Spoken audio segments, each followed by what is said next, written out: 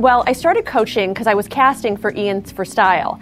And I would call people in for auditions, and sometimes someone would come into the room and I would see something in them and I would say, do it again this way or do it again that way. And each person only had like a few minutes for an audition, but because I kept working with them, we would be running behind. We might have 30 people waiting for us. And so I realized, but in such a short little time, I could see such a change in someone. And unfortunately, I was there to do casting, not coaching. So I felt like that would be a natural progression to go into coaching from there.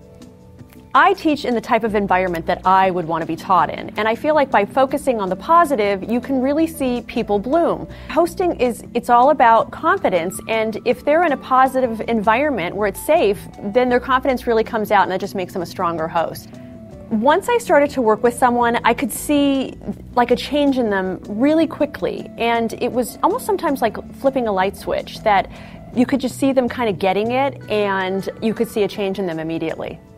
I think what makes a good host is somebody who's confident in who they are. They're confident, but they're not arrogant. And they also have the ability to connect with people and make people feel comfortable enough so that America is going to invite them into their homes all the time. And they also have to know that it's not about them. It's about the show and it's about the audience, and they're just the conduit between both.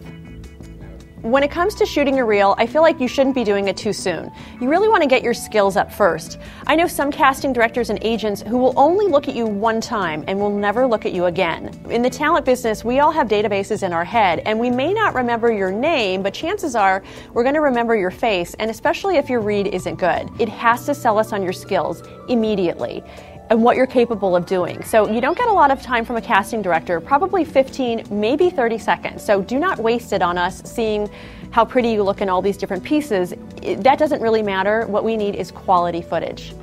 You never get a second chance to make a first impression, so do it right the first time. When it comes to branding, your brand is who you are. It's not who someone tells you or wants you to be. It's what you would be doing if the camera is not on you. I think one of the most important things that a host can have is patience.